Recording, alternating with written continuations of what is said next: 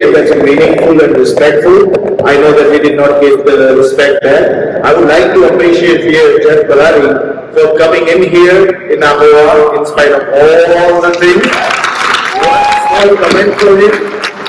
Just coming here is not enough. I think we need his support to make this, there's so much opportunity. This room is full of entrepreneurs. Your brand has a lot more to gain by standing on the side of fairness. We see these 12 points as ESG of hotel industry. If we talk about ESG, the G for governance must include your largest investors, which are the hotel franchisees, and not the Wall Street only. So I would say that take it very constructively. Being here, yes, you have shown your willingness to work with us, but I really would appreciate that just being here should not be enough. Work with us to get greater transparency, and I applaud our leadership to get us to this point where finally whatever our members believe is stopped from the main stage, and I truly appreciate that. Thank you. And I would like to share and echo what Malish just said. Obviously, we had our challenges this year. You're at the Hunter Conference, and I went up to Jeff. I'm like, Jeff, I'm looking forward to seeing you at AAHOA. And I didn't know what to expect at that time. He said, Neil, I'll be there from Monday to Sunday. And I joked, Jeff, even I'm not going to be there until Sunday. I'm going back home on Saturday, but thank you for your commitment for our association. And this goes back to us being unified. Let's support the ones who support us. As you see, we are having some challenges right now, and you know who's standing with us. So I urge to the entire membership, please support the ones who support us, and let's make a difference. Let the ones who are not here, make them understand that if you're not with AAHOA, then we are united, and we have to make a statement. So thank you for the continued positivity throughout the convention, and thank you, Jeff, and your entire team for being here. Look, our goal is pretty simple. What we're doing when it comes to fair franchising, or the 12 points, it's not about us, it's not about the people who are before us, but it's for the future generation. We need to make our business better than what it was yesterday. And that should be our goal. We want more young professionals involved in our industry. And let AAHOA be the platform for you. So thank you for everyone that is here, and thank you for showing us positivity, and thank you for your commitment towards our association. Go ahead, Uncle. I'm C.K. Patel from Los Angeles, built Hilton Resorts back in 1987. AAHOA leadership is doing fantastic job. You guys do a great job, really appreciate it. I have some suggestion. It might require a lot more brainstorming, a lot more inputs. I know it's not easy one for AAHOA to do. We may do, we may not do, but at least whatever it's worth, I would like to let you know. How about AAHOA thinking down the road? We have AAHOA Bank, where everybody participates and we make our own loans and everything. And also, when we have all these problems going with franchisors, maybe we consider having our own supply chain of AAHOA, which you might have to have a separate group that they can work on, where all the franchises can save money on their investment. So maybe something you guys brainstorm on this. It's a tough one, but can be done. And then we can put all those other people who are giving us around, we can put them on the sideline. Thank you. Right. And similar to your point, one of the things that we launched this year is a brand new website. And then the next phase is going to have a resource library where we share best practices with our membership on how to check in someone, how to check out someone, how to answer the phone, clean a room, and so on. Additionally, we're also going to put up loan packages in Excel format on that website where you can easily download it. And then the phase after that is once you have that filled in, you upload it, and it automatically goes to all the banks AAHOA partners with. Let them fight for your business versus the other way around. Same thing, if you want to convert one of your hotels, or if you want to build a brand new hotel, you put that up, and it automatically sends to all of our partners. And they'll come to you. Especially, this will be helpful for the new owner who's just coming into the industry that may not have the connection where you don't have to wait until the annual convention to meet these individuals. Additionally, if you need 100 TVs, for example, even they have rate parity, where they cannot publish a lower rate. And if we connect you one-on-one with these suppliers, and if they decide to give you a 10% discount, guess what? That 10% will flow directly to your bottom line. So that is what AAHOA is going to do for your bottom line, to improve your bottom line, and that is what our commitment will be as we go forward. So that was a great question. Thank you, Sikh Uncle, for bringing that up. Go ahead. Good morning, everybody. My name is Aryan Patel. I'm from Massachusetts. This is my brother Ryan Patel.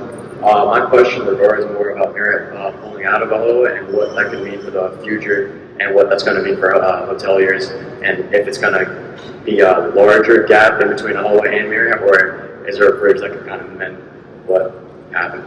Yeah, so when it comes to other brands, our intent was not to kick them out, or regardless of what you hear. We want everyone to be together. There is no way that we can make this industry stronger if we're divided. There are external threats to our industry when it comes to short-time rentals, OTAs, for example, taking our bottom line away from us. And we will not succeed if we're not united. Whether it's the brands, whether it's AAHOA, whether it's any other industry association, everyone has to be on the same page with AAHOA. And that is how we'll continue moving our industry forward. When it comes to the brands, look, our intent is to make this industry better and continue having dialogues with these brands that are not here. And we will provide a resource to our membership because we want them to connect with these brands. Because the brands, I'm a franchisee myself. And that is how I've succeeded in my business. And we want to give the same opportunity to every single member that we have for AAHOA. So again, our intent was not to not have them not attend the convention. That was a decision that was made by them. And we will try to work out a solution as the year continues to progress. So thank you for that question. This is Patel from Massachusetts and Nikhil from Austin. We want to say here thank you for everybody, how much time, effort and money you putting for AAHOA to be future bright for all AAHOA members. So we are here to say thank you, and we really appreciate for your time. You are guys out of your families and home and everywhere and just travel around every time. This is really standard for everybody. It's not only there, Bharat, Viraj, KP, even Vinay, Laura, everybody. So really, we want to say thank you to everyone. Thank you so much. Thank you. Hello, Dave. My name is Vijay Sethi. I'm former director of AAHOA. From the days of 911 when C.K. Patel and I created 101,000 nights for America, just to demonstrate to America that we are a part of his fabric and will die for it if we have to. And Raj today, I did not know at that time.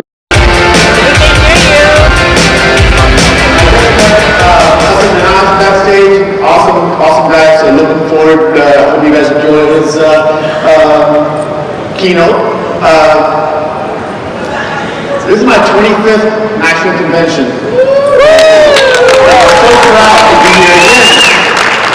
Younger as always, and our partnership continues to grow. Year over year, continues to grow. And look at this audience right here. So thank you so much. I met with my team earlier this week, and I just wanted to kind of relay this information. I was just telling them about the 25 years that I've been attending AAHOA conferences, and they would ask me, what are some of your, what's some of the experience that you've kind of witnessed? And the only thing I could think of, the main thing I could think of, is that I've gotten to know over 30 past chairmen of AAHOA, who many of them I call as my dear friends. I've known hundreds of board members, who many of them I'm privileged to call my friends. And of course, the thousands of AAHOA members that I've gotten to know through the years, who I'm privileged to call my friends. Thank you so much. We're going to have a great show for the next couple of days. Please visit our booth. And of course, tonight, please come and visit at the block party. We have a great event at the block party scheduled for you guys, so please come and join us, join me and my team, and it'd be an honor. Thank you very much.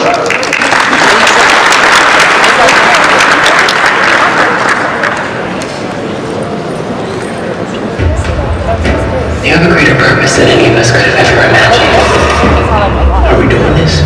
What are you doing with this? Is it hard when other people this? Just because life stopped for you doesn't mean it has to stop for me. There's no halfway with this. We finish what we started. This is a chessboard. Every move is crucial. Your dad will wash you away. You're good.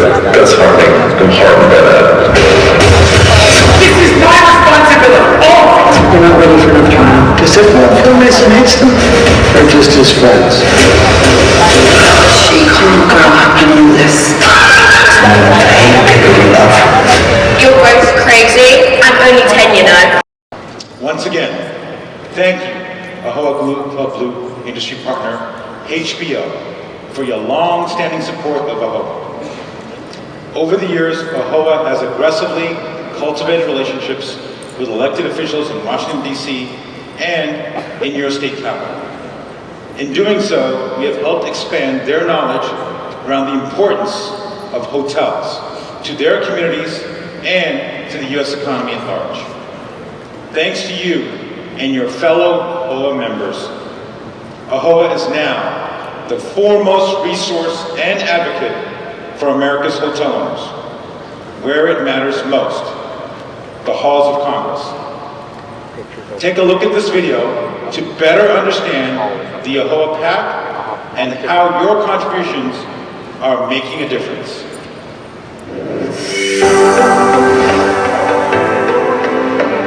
On May 6th, 1998, the AAHOA PAC was established. I think it's important for our membership to get engaged. I think that's the biggest mission of AAHOA, is to create a bridge between our lawmakers and our membership, and more importantly, our industry.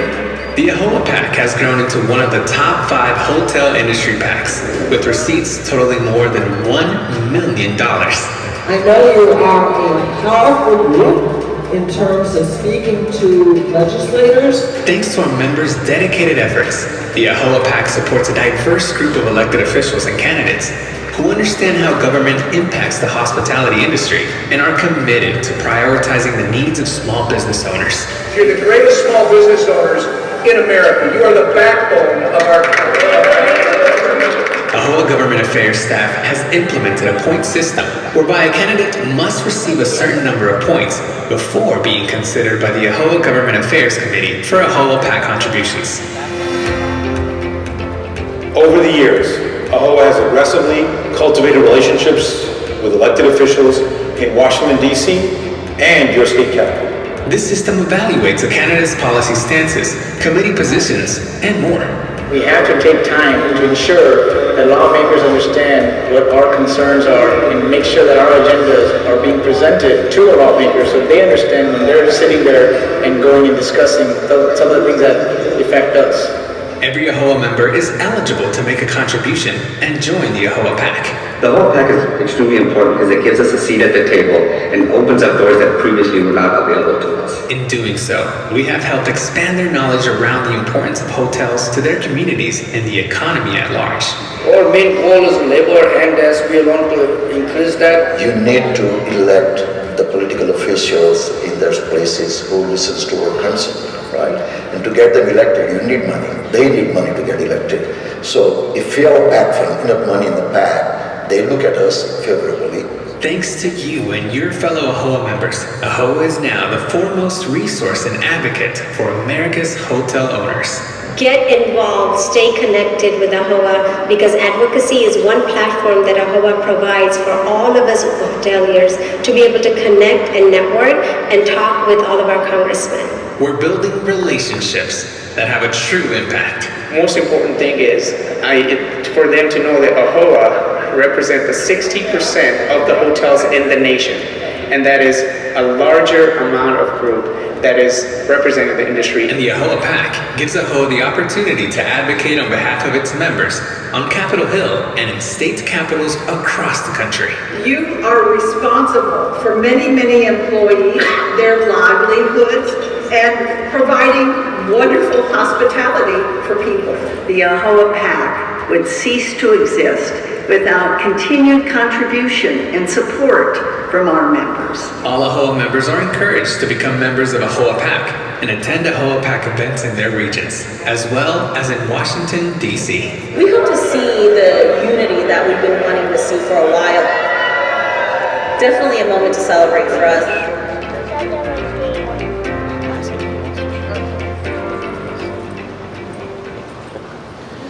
Your contributions to the AAHOA PAC has led AAHOA to be one of the most dominant forces in the industry.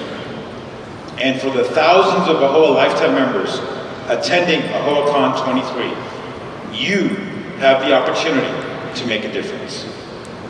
AAHOA lifetime members who are eligible for convention reimbursement can reallocate their refund to the AAHOA PAC and make a difference today. I'm encouraging each one of you to get out your cell phones right now and scan the QR code on the screen. This form will allow you to pledge your reimbursement to the AAHOA PAC and have a direct impact on AAHOA's legislative agenda in 2023 and beyond. Go ahead, please get out your cell phones right now, scan the code behind me. I want to thank each one of you personally who are pledging to make a difference and take part in the political process. As you heard from our speakers earlier, as a united front in Washington, D.C., and in your state capitals, the country, across the country, we can together make a difference. Before we bring on today's keynote speaker, we have some other important announcements. The trade show opens approximately 11 a.m. as soon as our show is over here. Head over to the South Hall, outside the doors to the right, with our nearly 500 exhibitors who are here supporting AAHOA and are eager to earn your business and help you save on your bottom line. The trade show is open to 6 p.m. today, and lunch will be served on the trade show floor from noon until 2 p.m. In addition, tomorrow, during the general session, you'll have a chance to hear from your 2023 AAHOA elections candidates and see the secretary debate. All this begins in this room at 9 a.m. sharp. The election polls will open directly after the secretary debate, approximately 12 noon until 7 p.m. Pacific Daylight Time tomorrow. So be sure to have the Votes app on your phone ready, so you're ready to cast your vote directly after the secretary debate tomorrow. As a reminder, our partners and members are supporting Covenant House, California throughout the convention and beyond. Exhibitors have donated products and members will be assembling those kits for those in need. Be sure to pick up the incredible AAHOA apparel and support the hundreds of homeless youth who came through Covenant House, California doors. Oh my God. What? We got some t-shirt cans coming. What? Each year, AAHOA prepares and posts its annual report on the AAHOA website. The 2022 AAHOA Annual Report, which contains AAHOA's financial information and accomplishments in 2022. That's AAHOA.com/report. And now, I'd like to introduce our sponsor. Let's do this first.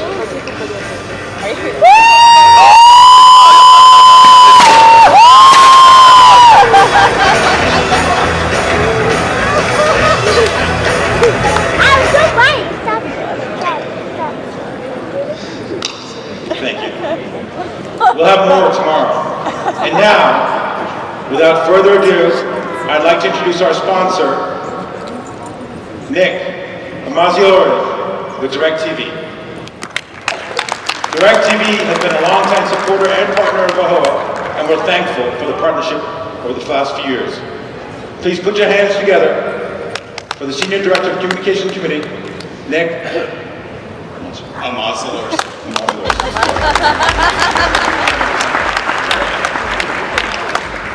Thank you. Hi, my name is Nick Mazzalorso. I'm the Senior Director of Communications and Community at DirecTV.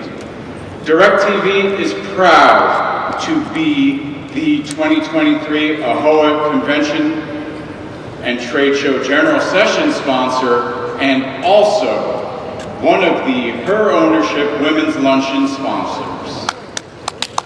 DirecTV's relationship with AAHOA and the AAHOA community at large is more than a decade old. I'm sure that's my wife. In that, every day, she and my oldest daughter, who also many of you have met, have passed AAHOA, who's actually was due yesterday. I know a lot of you have looked at me when I've taken out the phone and said, "Why are you taking out your phone?" I keep looking at it, left it behind. Keep looking at text messages because this is our first grandchild. Oh! And he just said, first gal. But anyway, my wife and my daughter wake up every day and they run a foundation called Cranberry Sunset Farm, which is a magical, Cranberry Sunset Farm, a magical organization that some of my team here in the room have visited, where they put 100, mostly children with autism, but increasingly other disabilities, cerebral palsy, on horseback, on horses that they rescue. Whenever I'm having a bad day at work, and I think I need to be inspired, seeing the face of a child, seeing the face, more importantly, of a parent who is putting a child that may never walk again on the back of that horse is what inspires me daily and is what has kept me to that work for the last 40 years despite the cost of 40 horses.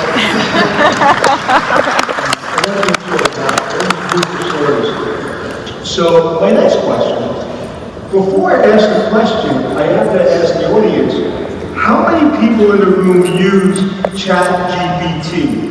How many people have no idea what it is? Okay, so the question is maybe when you can explain a little bit about what ChatGPT is. So how is ChatGPT, how do you think it's going to influence our industry going forward? Anyone?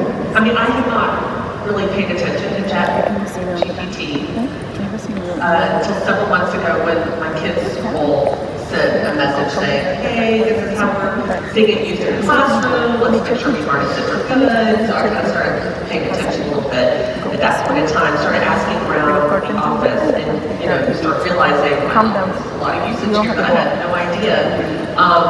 And working with our IT team right now, they're really, you know, looking at how to get that power harnessed. I think any kind of AI is absolutely the future of all industries, not just hotels. So, but it's definitely in the early stages in some respects. So, there's definitely a lot of risk in the use of technology. It's kind of going faster than what we can really get our, you know, arms around as employers. I look at it as a calculator for kids. Right? So it is here. Google came out with like a bar. I mean, this is the future. How it's going to affect our industry specifically? I think first and foremost, customer reviews. I think customer reviews will be starting to be written through ChatGPT, maybe automated, and so it will be very difficult for us moving forward to try to decipher what review was real and what review wasn't. And we already have that problem today, so it's going to make it, it's just going to enhance it even more. So it's going to present some challenges, but again, like the calculator for words, everybody was skeptical of the calculator when it first came out. Now we can't live without it. So I think it's going to become integral and part of our society. I couldn't agree more. You know, the issue that on reviews, and all of us, and all of you, we always talk about QA and reviews and the importance of customer service scores, and you talk about it all the time on your shows in terms of guest reviews. You You can't hide from those reviews. There was a story in Skip yesterday. Anybody see that, Skip? Article about how Google Maps could become the next because of what we're talking about. The power of reviews. Google. I'm looking for the top 5 hotels. You pick your city that I'm in. And you hope because of your review score that you come up. We know in our company that if you are 7 or above on a 1 to 10 score on your overall satisfaction rating, your RevPAR has been growing post-COVID at 2x the rate it's growing at those hotels rated 7 and below. So there is I don't know how many people had a chance to attend yesterday's session. It was a whole learning session right upstairs on artificial intelligence inspired digital marketing. It was an incredible session. It was all about just what we're talking about right now. And if it's repeated, I would suggest that every one of you try to go back to that session. I don't know, is it repeated? I know Michael Goldschmidt, you were there, Leanne, you were there, Arpit, you were there. It was a really well-run session. This is coming at us so fast and so furious. To Julie's point, our kids are talking about it. We don't know what it is. They're writing the introduction speech for Julie. Aerosmith, it's probably a better speech than you can write yourself in terms of all of your achievements. No, it is amazing. We've been using it for years, Anthony, in our call centers, in terms of, I think we're all comfortable right now talking about a problem with a chatbot. We weren't years ago, but if I don't have to wait online for that customer service agent to answer my question when I have an easy issue, a password reset, or a customer service call. I mean, record this for like 1 minute and then I'll take the phone back from you. All of us hoteliers are really using ChatGPT and AI is something we all need to educate ourselves to. The only thing I would add is that as an industry, we're typically slow to adopt new technologies. And in many applications, when you think about where the chat AI can apply itself, it will take the place of a human. And I think that we should be careful with that because we are in the people business. And I know what frustrates me the most is when I try to call and I can't get a human on the phone. And as a hospitality industry, I think we have to be thoughtful about the way we introduce that application. And there's definitely opportunities. If you were trying to reset your password, would that be okay?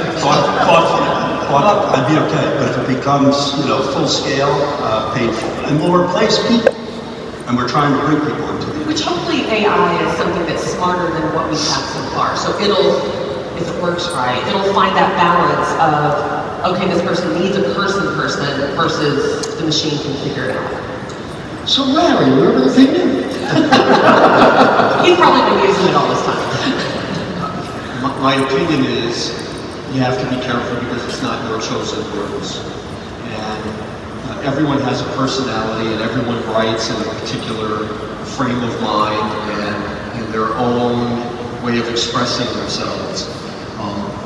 We all get the reviews and we see them and it almost looks like somebody's cutting and pasting a bad review. And then we all see where somebody says, we respond to the review and they come back and say, boy, I just got the standard, I'll call it corporate answer to my review. So we have to be careful with regard to it. It's not our chosen words. It's really kind of almost a form of plagiarism. And so be careful if you use it. Also consider that the words you use have consequences. If you say to someone and it chatbots you and it gives you the words, I am sure that you will be successful if you follow my guidance. That's almost a warranty of success, as opposed to saying, wishing you the best of luck. So, it can write something for you that may have consequences, so just be careful. They're not your chosen words. And I'm not a fan. I find it harder to amend someone else's written word. Julie says she's easier amending. I'd rather write my first draft myself. And I think to everyone's point, this is the hotel business, this is the business of hospitality. So these things should help us do our job, shouldn't do our job. And I think that that's a good point. So on to another question that may be a little bit easier, or that's harder. How much has VRBO and Airbnb influenced the way guests travel, just in general, and also to hotels?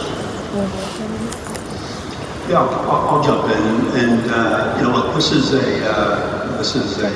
alternative accommodation strategy that has been in place for at least 15 years, And I can recall when Airbnb first hit the market, and there was a lot of anxiety and a lot of other executives talking about how it's going to impact our business. I will say that we have all enjoyed strength after the pandemic, certainly through our ADRs and RevPARs. But Airbnb in 2022, their revenues grew by 40% to $9 billion company. And they spend $1 billion on advertising every year. So when you think of our performance as an industry over the last 3 years, most of it has been in rate, and not so much in occupancy. And we really have to kind of reconcile the fact that there is alternative opportunities out there. And our guests are paying more, and we're delivering nice. And sooner or later, that's going to come, for a day of reckoning for us. And if there are good alternatives in Airbnb, they're going to continue to steal market share from us. So I think that there are, certainly a force to be reckoned with. I think it's influenced us negatively, certainly with illegal short-term rentals, which AAHOA, the HLA, IFA are all advocating against, and those are something that are really a top legislative issue. But it's also, and you said it yesterday as we were preparing for this session, Anthony, influenced us so positively as brands, as hoteliers. When you said that renting a room has been around since the parable of Mary and Jesus trying to check in to deliver, Mary and Joseph trying to deliver Jesus. VRBO, HomeAway, and gee whiz, Airbnb, when they arrived, they had better websites. They had better functionality. Their websites were mobile optimized. Ours were not. Their apps were better than ours.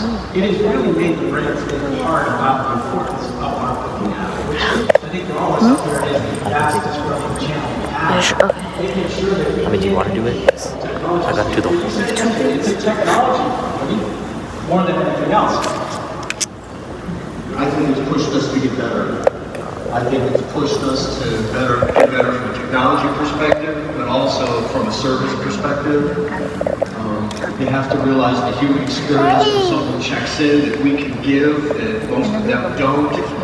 And it's creating that experience and that welcoming effect that makes us realize how important we are as an industry. And I think that's our greatest advantage, is the personal service that we provide at our hotels. I think people, when we talk about service, everybody's like, we need these training programs, that training program. Usually what's changing your entire stay is a word or a moment, or I'll get that, and exceed our expectations. And we do that and make it. We have so many more opportunities to interact with our guests than they do. Right? It's when they check in, it's at breakfast, it's the housekeeper who says hello, it's all those personal interactions I think make a difference. I think there's a lot of segments from a demand standpoint, and there's a place for the Airbnb VRBO, and there's a place for the business travel. As a business traveler, I'm not going to choose a VRBO. I just want kind of my brand that I know what to expect, and yeah, so many hotels sixes aren't everywhere. We got a couple places that don't, but I think that and then there's a place for the Motel 6 and Studio 6 where it's where they need to be. It's the accommodation that they want, and it really, I will say, I think. Another thing about VRBO is that guests are a little bit more self-sufficient in a VRBO scenario. It's changed the fact that they want to just go in and kind of make themselves at home, and they don't need a concierge. My battery पूरी ठीक है. An F&B location. My father might want to see it. That's why. That's recording your voice, right? Would you agree, Julie, that Airbnb is going to help franchisees and small business owners raise their rate? I mean, when you look at the Airbnb, the minimum length of stay is a lot longer than That's right. Recording or not? Yes. And the cleaning fees and the service charges, the full transparency of that stay, I would argue, in our select service business, has probably helped. I mean, what do we all know? Our average daily rates are at historic levels.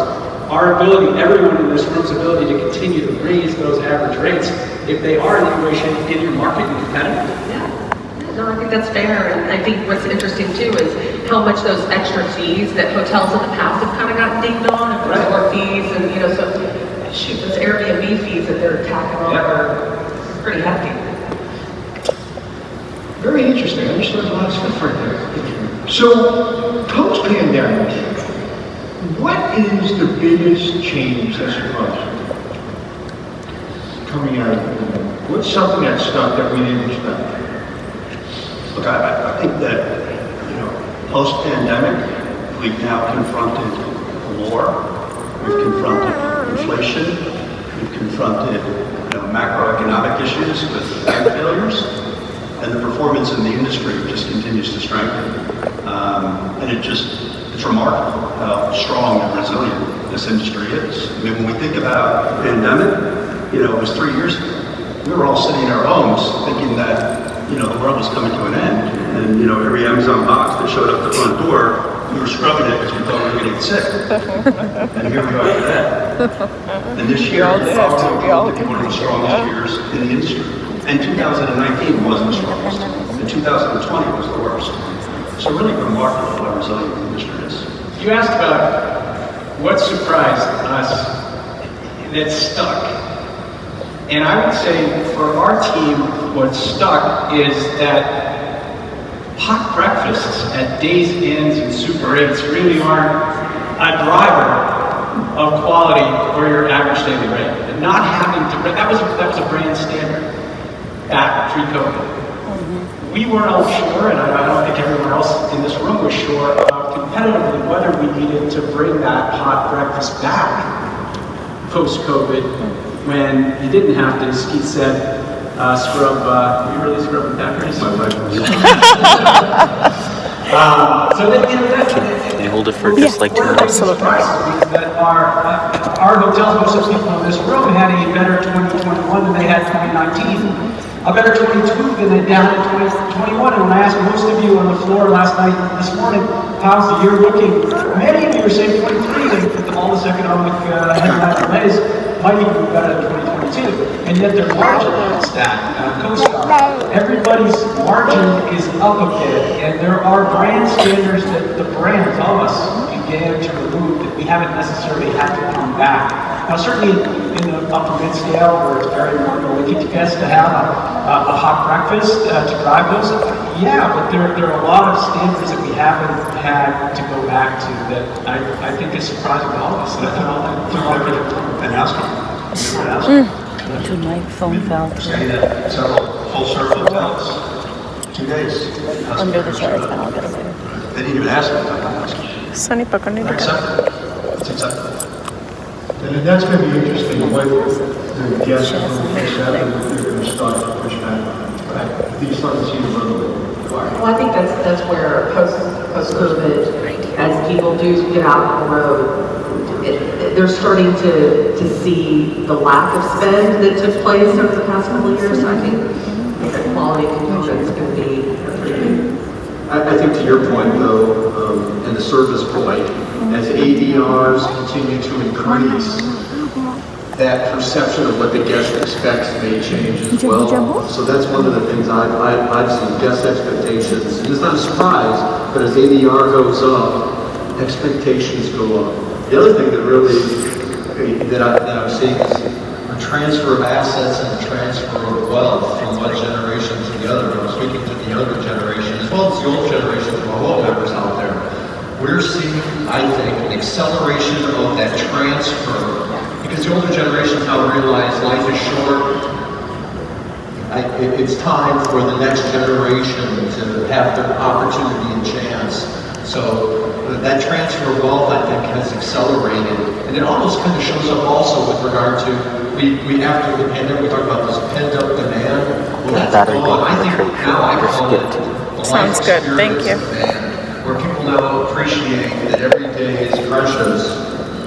So people are going to travel, we're going to have ADR increases, and there's going to be this transfer of wealth. And it all goes back to this concept of life is so very precious. I think that's where leisure, when I think what surprises me is that that stuck around, that people realize that I can travel for work and then extend and make a longer trip of it, still get some work done remotely, and that's benefited all of us because it means you're staying at a hotel that much longer than they would have before. I thought things would go back more to that Monday through Friday, I'm at home or in my office or whatever working, and then weekends or for weekends, but that has stuck. I don't think it's going away because of what Larry's saying. That's a real problem. One other thing that would help what Julie's talking about that has surprised me is how slow international inbound travel in this country remains.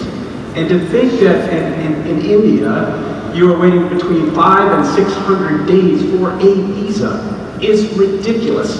The top 10 countries that want to come into our country, U.S. travel is saying is over a year wait to get a visa.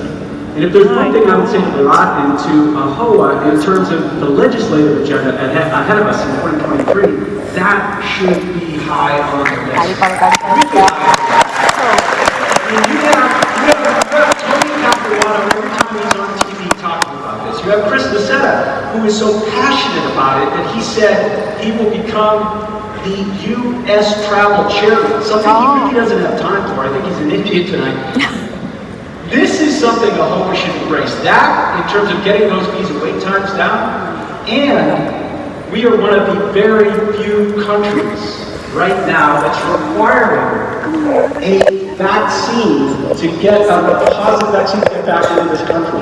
Many countries are not. That's something that Chris and U.S. Travel are advocating for. I think AAHOA should be behind it, because to Julie's point, that white-collar business travel is not necessarily coming back to the level it was before. And go ahead, Larry. They talked about, you get the U.S. travel like I do, they talked about business travel not coming back until what year was it as of yesterday? 2027. 2027 business travel. That's a long period. You need to make up for it in leisure. Yeah. And it puts pressure on you. Yeah.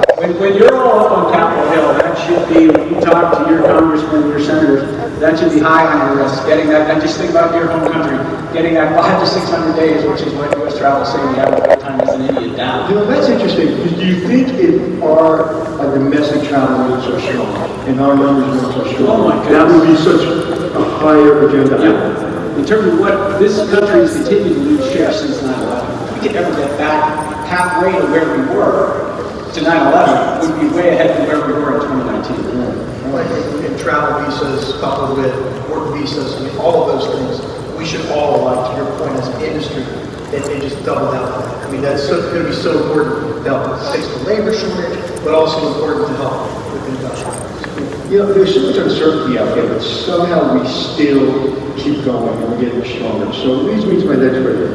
What economic and market factors do you find most worrisome, and what is your company doing about it? Because if we had to really think about all the things that we're worried about, we probably would have hit. I mean, short term, we've got the obvious things that we see, right, as far as the cost of debt, labor, inflation, things like that. We just talked about it, the resiliency of the industry. And I think that, when you get past those headlines in the news channels, the fundamentals of the hotel industry are still rock solid. And so if you can, we weather these cycles, we've had it before, and people who really can see the value, they get the deals done. So, as a brand, I think we just have to really walk with those franchisees, those investors, and try to understand, how they're trying to fund their deal, and work with them on understanding the economics of the deal, as well as the economics of the long-term play, because it goes way beyond signing on the dotted line. It's how your P&L looks on a regular basis, and margins are able to draw. And I think that overall, that's what's key in the economic environment. The only thing I would say is that the debt markets, if this continues, if this tightening continues, it is going to be problematic for many in the room. Over the course of the next 4 years, I think the number is $50 billion in securitized loans are coming due. So that's the pressure on the ownership. So what do you do when you have a loan that's coming due? and the cost of capital is double what it was when you took out that loan. And then you apply things like PIPs and deferred maintenance that we're all dealing with coming out of the pandemic. So although they are kind of the short-term issues, if this monetary policy continues, I think that it's going to cause some real disruption in the marketplace.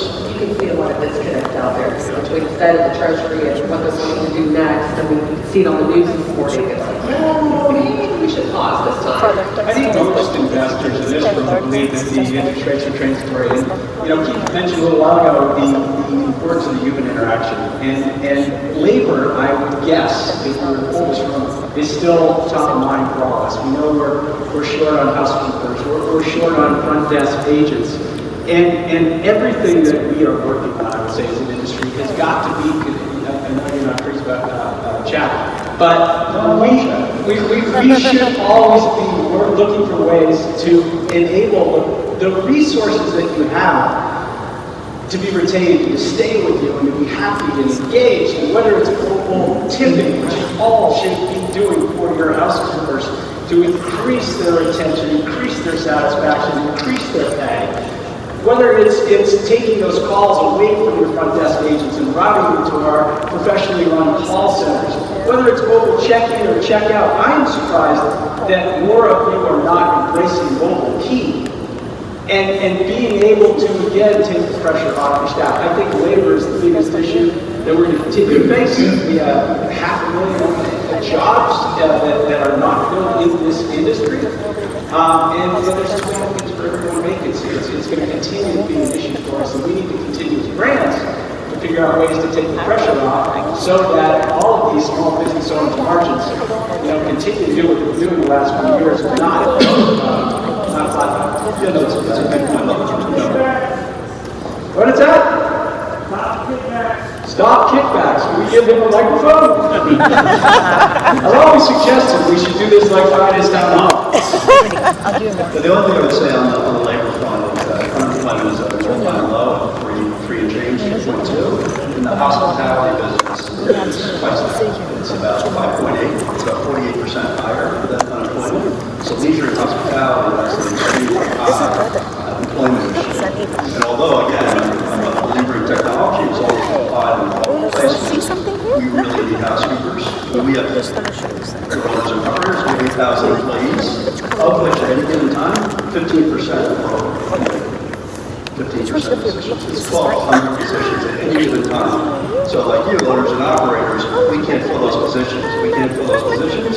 We can't get the rooms clean. We can't get the rooms clean. We can't provide the service. And so it kind of goes back to the legislation, getting people into this country to fill these positions. Because after COVID, people left the industry and didn't come back. The service workers did not come back. Back to the previous question, what COVID taught us is that as an industry through COVID, we were hyper-focused on guest satisfaction. We should still remain that way, but now we need to be hyper-focused on franchisee satisfaction, employee satisfaction.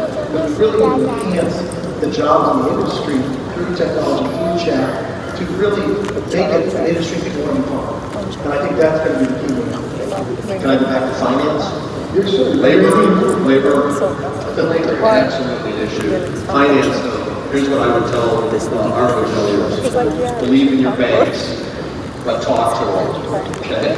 You got to talk to them, you got to seek assurances that they're doing okay. Number two, believe in regional banks. They are part of the foundation of our industry. And while there may be one or two failures, thankfully the feds came backstop them, help them through it, but believe in your regional banks. They fund HIPs and new construction. But review your balance sheets. Here's my notes. Collect on aging receivables, seek to extend your payment terms, consider debt extensions, spread your cash, and consider if you have anything over $250,000 in any one bank, put it in a bank that's defined as too big to fail, so that you're risk adverse with regard to any regional bank.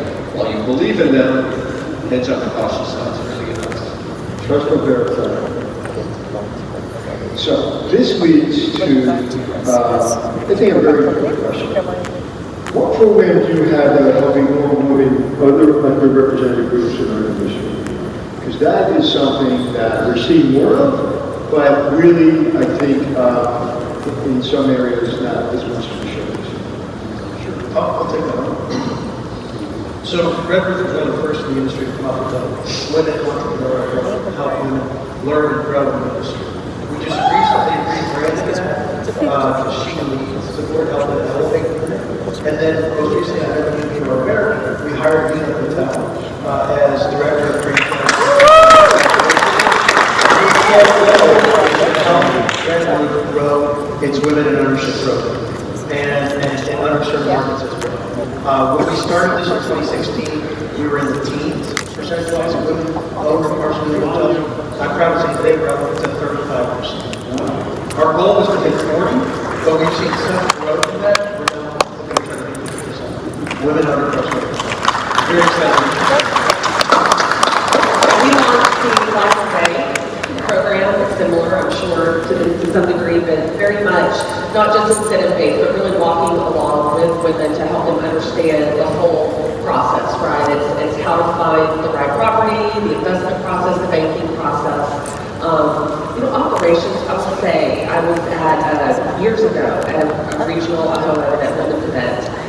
I was amazed at women are the backbone to the hotels.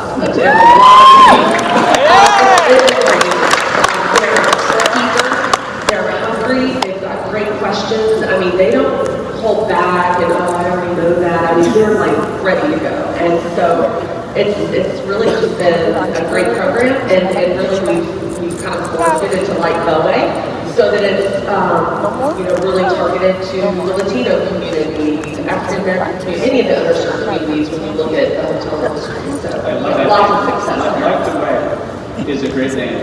You've got a we leave the line on area, Jack. There you go. So ours, I'm just looking at Trisha Patel, who helped us launch Trisha. Women on the Road. We're having an event tomorrow afternoon. It was last year, a year ago, at Alice, where Trisha helped us kick it off. We've executed now awarded over 2 dozen women owned and developed hotels. We've opened now a dozen women owned and developed hotels. So many great stories. We had more time. I'd love to tell you about my favorite. I'm going to do the same thing for Black owners and Black developers. And Andy Ingram, who's somewhere here in the room, helped us kick off our Black owners and lodging developers a year ago, and we have a dozen and opening 2 now, which is really exciting. But whether it's what AAHOA is doing, whether it's what H&O is doing before, another great initiative. I think you're the keynote, Julie. Is that correct? I want to look forward. Yes. Keynote this year. It's amazing, Anthony, how far this industry has come in a very short period of time in terms of using our balance sheet, using our training, using our resources, providing things that we can Black-owned developers that we ordinarily have not done before, and has opportunity for how proud are we that we're on a panel with the women CEO? we all agree. Entirely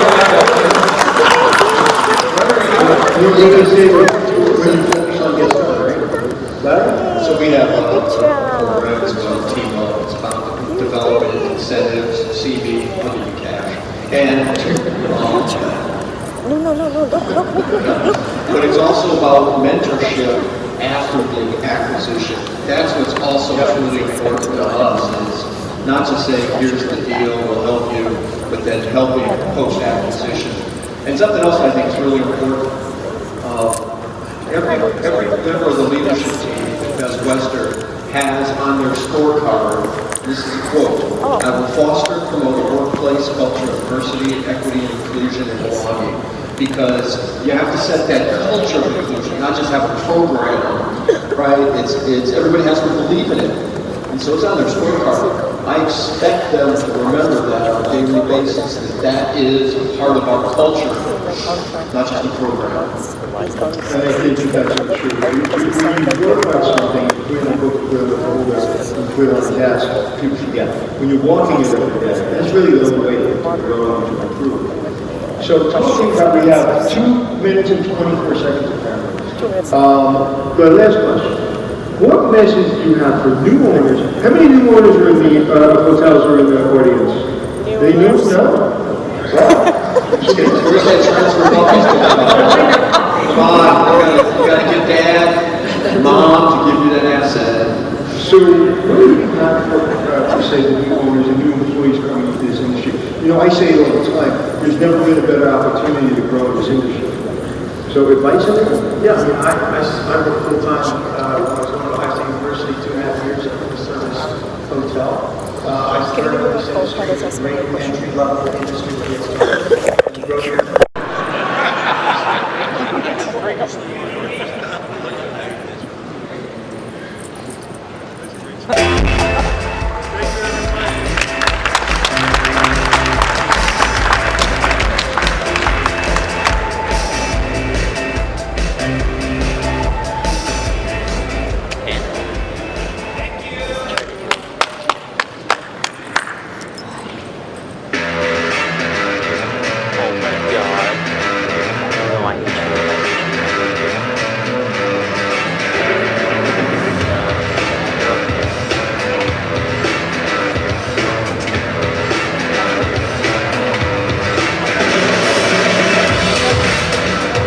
The Chase Lodging team